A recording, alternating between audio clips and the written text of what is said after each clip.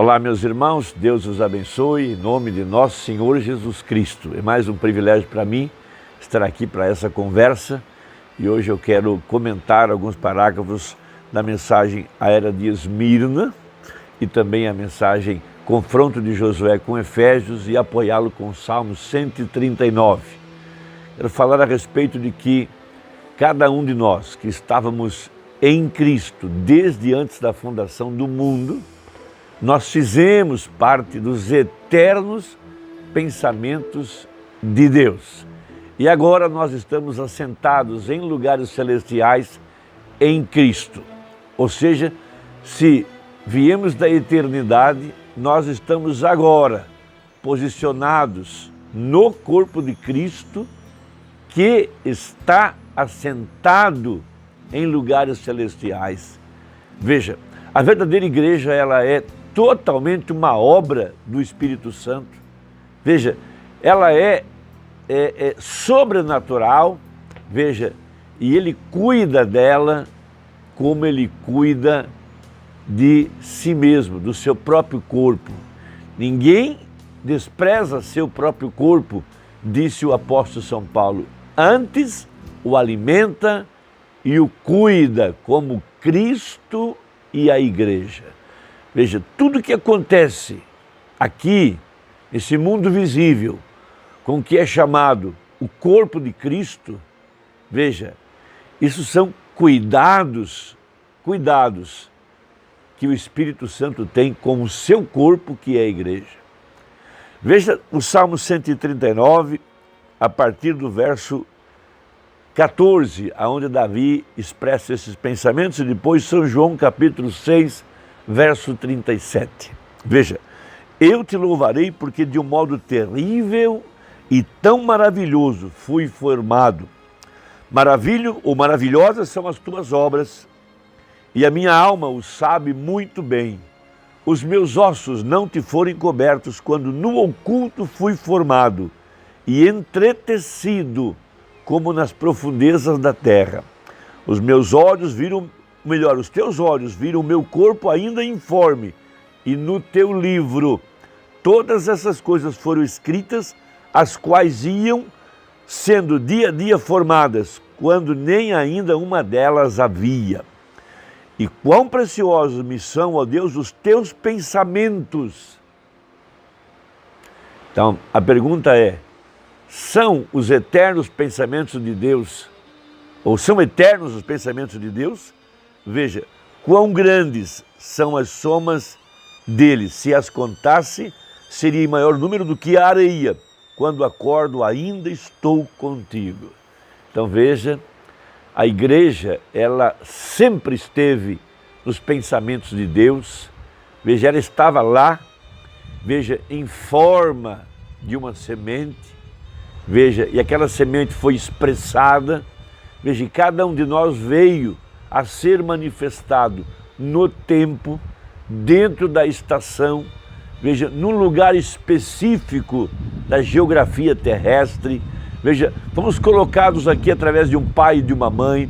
Quem decidiu quem seria macho ou fêmea foi Deus. Quem decidiu qual a cor dos nossos olhos, ou a cor do nosso cabelo, ou a nossa estatura, ou a nossa personalidade foi Deus.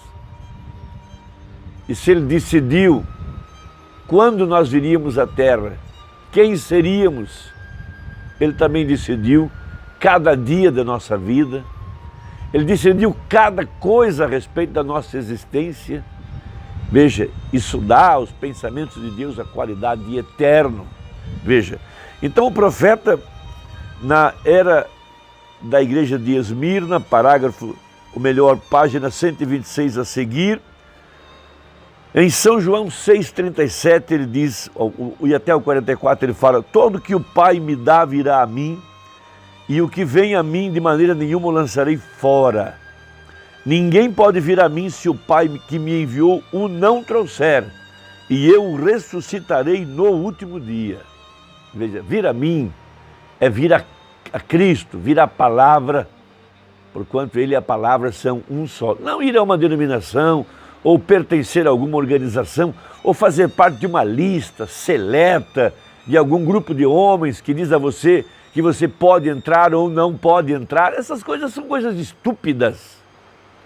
Que lista de preferidos pertenceu Micaías? Que lista de preferidos pertenceu João Batista? Que lista de preferidos pertenceu Jesus Cristo? Pode me dizer?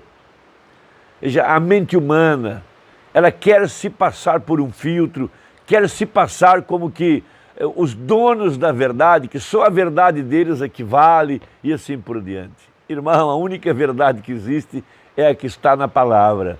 Então veja, seguindo São João 1, 12 e 13, mas a todos quantos o receberam, deu-lhes o poder de serem feitos filhos de Deus, aos que creem no seu nome, os quais não nasceram do sangue, mas da vontade da carne, melhor, nem da vontade da carne, nem da vontade do varão, mas de Deus. Continuando, Efésios 1, do 4 a 5, como também nos elegeu nele antes da fundação do mundo, para que fôssemos santos e irrepreensíveis diante dele em caridade, e nos predestinou para filhos de adoção por Jesus Cristo para si mesmo, segundo o beneplácito de sua vontade. Agora, sem nos envolvermos muito com o assunto da soberania de Deus, veja, a graça é soberana, o amor é soberano, a eleição é soberana. Veja, porque isso exigiria um livro só sobre isso. Deixe-me salientar aqui que, de acordo com esses versículos, Jesus Cristo está escolhendo sua própria noiva do mesmo modo que os homens escolhem suas noivas hoje. Veja, a noiva hoje não decide simplesmente que vai tomar um certo homem por esposo.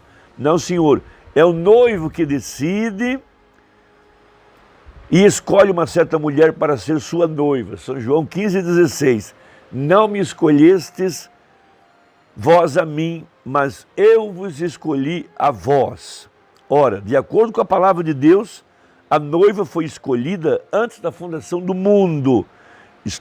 Esta escolha da noiva foi proposta em si mesmo. Efésios 1,9 e em Romanos 9,11 diz, para que o propósito de Deus, segundo a eleição, ficasse firme. Você não pode lê-lo de nenhuma outra maneira. O propósito íntimo, o eterno propósito de Deus era tomar sua noiva de sua própria escolha, e este propósito estava em si mesmo, e sendo eterno, foi decretado antes da fundação do mundo. Isso é maravilhoso. A noiva já existia em seus pensamentos. Você já estava lá, eu já estava lá, como disse Davi no Salmo 139, por isso Deus pôde dizer a respeito de Davi, ele é um homem segundo o meu coração, porque Deus o desenhou, Deus fez ele daquela forma, Deus fez com que ele fosse expressado daquela forma. Então isso é algo maravilhoso. Quem está zelando por sua igreja, quem está executando suas obras, quem opera o querer e o realizar é Jesus Cristo. Por isso, irmão, nesta hora, o que eu quero te dizer é o seguinte, entrega o teu caminho ao Senhor, confia nele, veja, e ele fará tudo que tem que ser feito. É ele quem cuida das árvores. Que inteligência diz para a árvore, quando o inverno está chegando, que ordena a seiva voltar para a raiz? Você pode me dizer, uma árvore não tem inteligência. Como é que ela sabe que o sol se afastou? Como é que ela sabe que vai chegar o outono? Logo você nota, as folhas estão amarelas. Veja, por que caiu? Porque a seiva desceu para a raiz. Quem disse para a árvore? Só tem uma resposta, o Criador. O Criador está dizendo para ela, esconda-te. Veja, e ela vai para a raiz. Logo vem o inverno. Parece que tudo morreu. Veja, daquela flor linda na primavera, uma pequena sementinha preta cai no solo. Logo vem as chuvas de inverno e enterram a semente. Você pensa, acabou? Não, não acabou. Lá dentro daquela semente, veja, tudo ao redor dela apodrece.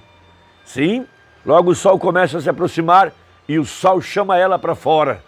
Porque quem tem controle sobre ela é o Criador. Logo ela brota, logo ela cresce, logo ela floresce de novo. Aquela mesma flor que foi para o chão no outono. Que inteligência controla ela? Não é a árvore, não é o Senhor. Você pode dizer o ciclo da natureza. Eu diria, quem fez o ciclo? Quem controla a natureza? Quem tem nas suas mãos o universo? Quem dá ordem às cabras monteses e elas parem? Quem faz chover? Irmão, se ele cuida assim da sua natureza, quanto mais dos seus filhos, da sua casa, do seu tabernáculo, do seu povo. Então, seguindo, página 127, veja os pensamentos eternos, veja como isso funciona. Deus sempre teve seus pensamentos quanto a Adão, como seus pensamentos ainda não estavam, como não estava expresso.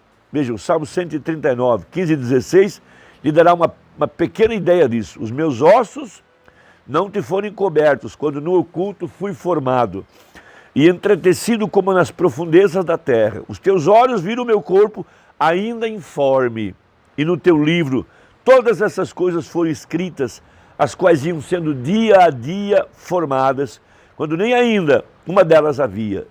Veja, isso, como eu disse, não foi escrito acerca de Adão, mas lhe dá uma ideia e o conhecimento de que o pensamento estava lá em sua mente, e esse pensamento era eterno e tinha que ser expresso. Assim, quando Adão foi formado do pó da terra, e seu ser espiritual criado por Deus, então Adão tornou-se o pensamento de Deus expresso, e aqueles pensamentos eternos estavam agora manifestos. Então isso é a mesma coisa a respeito da verdadeira igreja. Veja, a verdadeira igreja, ela está agora mesmo em Cristo. Nessa hora em que as pragas estão assolando a terra, tempestades, vulcões, terremotos, pressão econômica, pressão social. Agora mesmo eles estão tratando de colocar vacinados contra não vacinados. Você notou que quem está mais preocupado com a contaminação são os vacinados? O que são isso? Quem está inspirando essa gente? Políticos, governadores, presidentes, cientistas, pessoas que controlam as ordens sociais ao redor do mundo, porque mundo significa ordem social. Quem está eles inspirando? Quem está levando eles à morte? Sem dúvida, são os anjos destruidores, 200 milhões de demônios que se levantaram em Apocalipse 9. Veja, isso começou com os velhos e agora vai chegar até as crianças, porque ao redor de todo mundo está começando um massacre infantil. Eu digo isso porque as estatísticas provam que o índice de morte infantil é menos de 1%. Por que estão vacinando as crianças? Porque estão injetando nelas a morte. Logo haverá dores dentro das casas, como houve no Egito. A crueldade desses anjos destruidores. Mas esses que estão em Cristo, assentados em Cristo, guardados em Cristo, esses os assinalados, têm a grande proteção de Deus. Não toqueis em meus ungidos. Veja, eles estão vivendo uma atmosfera celestial. Veja, parágrafo 92, diz o profeta, em lugares celestiais. Agora, não simplesmente em qualquer lugar, mas em lugares celestiais. Nós não estamos aqui apenas como seres humanos. Há em nós o gene da eternidade. Veja, nós estamos reunidos em celestiais, isso significa que é a posição do crente, você está em Cristo, e ali a morte não pode chegar, Satanás não pode chegar ali. Agora, se eu oro, você ora, ou a igreja está orando, estamos prontos para a mensagem, e nós temos reunidos como santos, chamados, batizados com o Espírito Santo, cheios das bênçãos de Deus, chamados, eleitos, assentados juntos em lugares celestiais. Agora, somos celestiais em nossas almas, nossos espíritos nos têm trazido a uma atmosfera celestial. Aí está você, uma atmosfera celestial. O que poderia acontecer nessa noite? O que poderia acontecer esta noite se estivéssemos assentados aqui em atmosfera celestial e o Espírito Santo movesse em cada coração que foi regenerado e se tornou uma nova criatura em Cristo Jesus? Todos os pecados sob o sangue, em perfeita adoração, com nossas mãos levantadas para Deus e também os nossos corações assentados em lugares celestiais em Cristo Jesus, adorando juntos em lugares celestiais. Veja, essa é a condição do crente nessa hora. Vivendo de fé, assentado em lugares celestiais, em nossas almas, louvando, adorando, glorificando a Deus, crendo na palavra. É ali onde os milagres são operados. É ali onde vive uma igreja que já cruzou para o outro lado do Jordão, que não são mais bebês pentecostais, que não precisam mais ser movidos. Eles são pequenos deuses, pequenos criadores, e estão agora em uma atmosfera celestial, livre de todo o poder das trevas. Deus os abençoe. Até a próxima, se Deus quiser, em nome de Jesus. Amém.